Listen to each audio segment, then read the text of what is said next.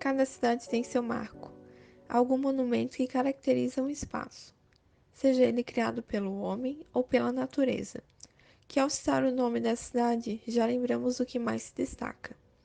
Quando falamos de Brasília, por exemplo, lembramos da cidade projetada, lembramos da esplanada dos ministérios e da catedral.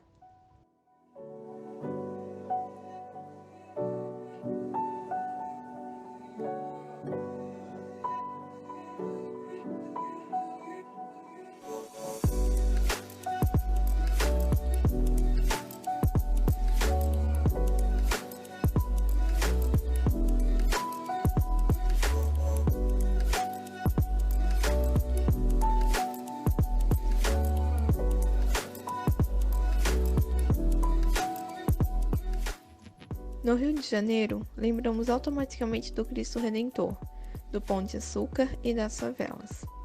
O mesmo acontece quando falamos de Florianópolis. Lembramos da Ponte Hercílio Luz e das belas praias que formam a ilha.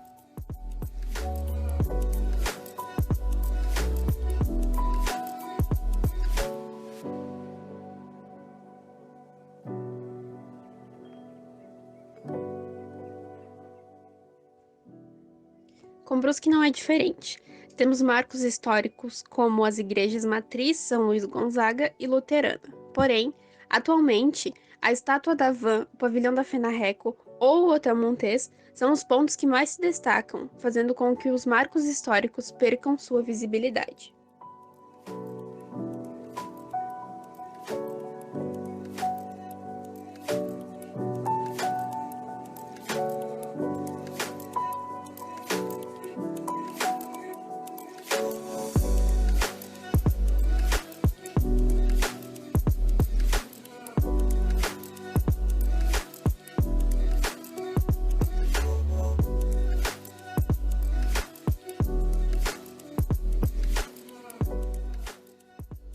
A cidade de Brusque, localizada no estado de Santa Catarina, teve início de sua colonização por volta do ano de 1860, quando os primeiros imigrantes chegaram aqui. Inicia-se então a colônia Itajaí, a qual mais tarde passa a se chamar Brusque. Sua história tem início nas terras localizadas à margem direita do rio Itajaí-Mirim, onde atualmente se encontra o Centro 1.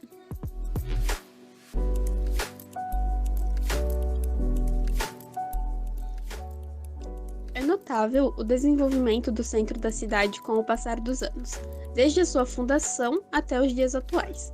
A localização se estabeleceu como centro religioso e administrativo, devido à influência da Igreja Católica, da Igreja Luterana e da Prefeitura, que eram marcos da época, pois chamavam a atenção em virtude de sua imponência.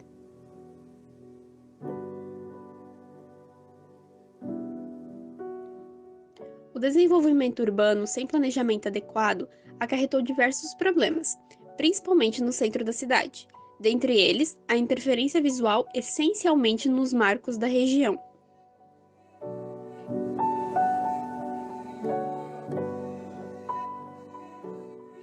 A prioridade dos colonos, ao se instalarem em um novo território, era dispor de um local o qual fosse possível expressar a sua religiosidade em Brusque.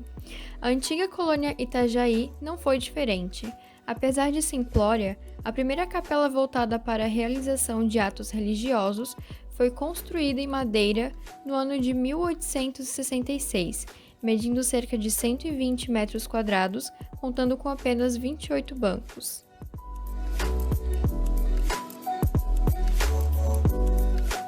No ano de 1874, com o empenho do padre Alberto Francisco Gattoni, a construção da nova igreja paróquia São Luís Gonzaga é iniciada, sendo concluída 3 anos depois. Projetada pelo engenheiro Simon Gramlich, a segunda edificação foi situada no alto de um monte. Gottfried Boom foi o arquiteto escolhido para projetar a nova igreja. Neste novo projeto, decidiu-se manter o local e as escadarias da antiga edificação, porém, seu estilo arquitetônico foi dessemelhante ao anterior.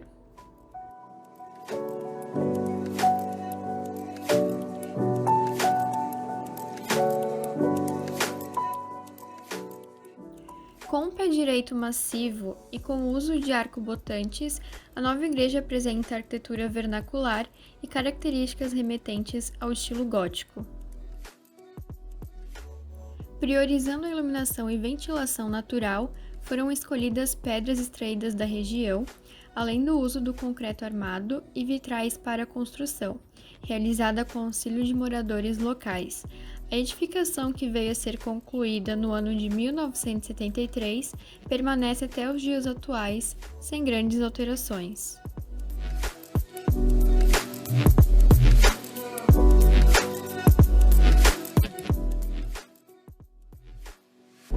Você se lembra da transição da antiga igreja matriz para a nova? Olha, da antiga igreja eu não lembro muito, mas quando começaram a nova eu lembro. E eu lembro também que a gente ia na missa naquele casarão ali embaixo. E ali no casarão a gente fazia as festas, tinha cozinha, fazia as barracas, ali onde é a praça hoje em dia, né? Tinha as barracas, eu morei muitos anos, desde os 14 anos. Morei do lado da antiga prefeitura, no casarão do seu Arnoldo Scheffer, né? Eu fiquei 10 anos lá na casa deles, por isso que eu lembro muito. E depois que a igreja matriz ficou pronta, né? Aí atrás era o cemitério, e logo depois eles desmancharam o cemitério, né?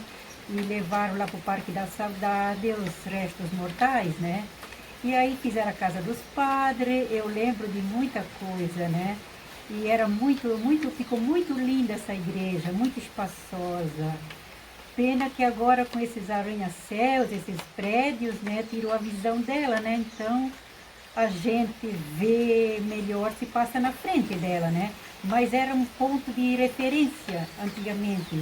A gente olhava para a igreja matriz, é lá perto que eu vou.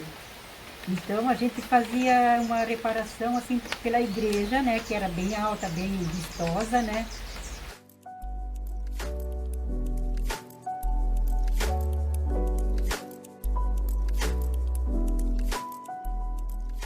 Inicialmente, a comunidade evangélica de confissão luterana tinha como sede uma pequena casa, coberta por folhas de palmeira, com paredes de barro, sem assoalho e sem janelas.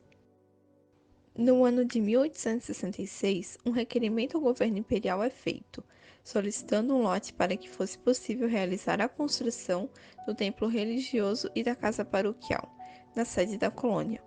A construção da pequena capela foi iniciada em 1869, inaugurada no ano de 1872. No dia 3 de maio de 1894, é lançada a pedra fundamental da nova sede da igreja, essa localizada no topo da colina, onde sua inauguração se deu em 6 de janeiro de 1895, permanecendo até os dias atuais. Em 1911, a comunidade veio adquirir um relógio vindo da Alemanha. O mesmo foi instalado na torre da igreja no mesmo ano. Desde que foi fundado, o templo conserva muitas de suas características originais.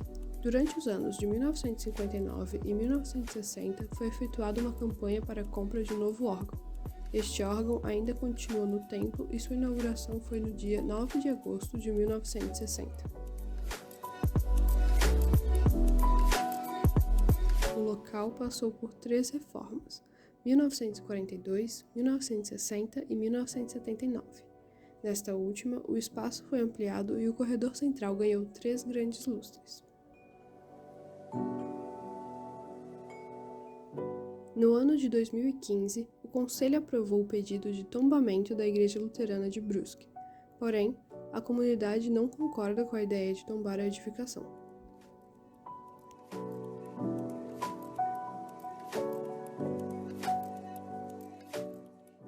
Diante do cenário atual, podemos observar certas interferências visuais causadas pelo avanço urbanístico desequilibrado no município. Dentre elas, destacam-se a falta de planejamento em relação ao gabarito. Durante muito tempo, a Igreja Matriz Católica e Luterana foram marcos visuais para a cidade de Brusque. Atualmente, essas não possuem mais tal referência ocular. Podemos observar isso dentro da análise micro do local. A visualização dos antigos marcos da cidade não possui mais tal eficiência, uma vez que a visão panorâmica é obstruída pelas atuais edificações, devido à falta de atenção ao gabarito. Na análise micro, são evidenciadas as questões em relação à escala humana e infraestrutura urbana. Placas de sinalização, postes, fiação e vegetações apresentam irregularidades, gerando bloqueios visuais aos marcos. Dessa forma, um pedestre ao tentar se localizar no Centro 1, levando como referência as igrejas, não terá êxito como era possível realizar antigamente. Todas essas condições relatadas demonstram grande influência na obstrução visual dos marcos, salientando cada vez mais a necessidade de um planejamento urbano adequado.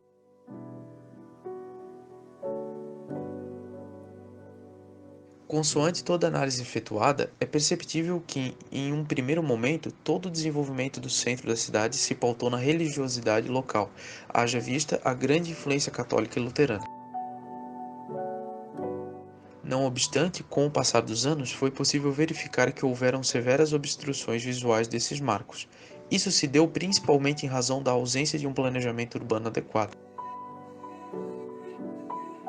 Portanto, pode-se concluir que faz-se de suma importância a realização de intervenções, tais como ajustes na infraestrutura, revisão do gabarito e tombamento de edificações que venham garantir a preservação do campo visual desses exemplares.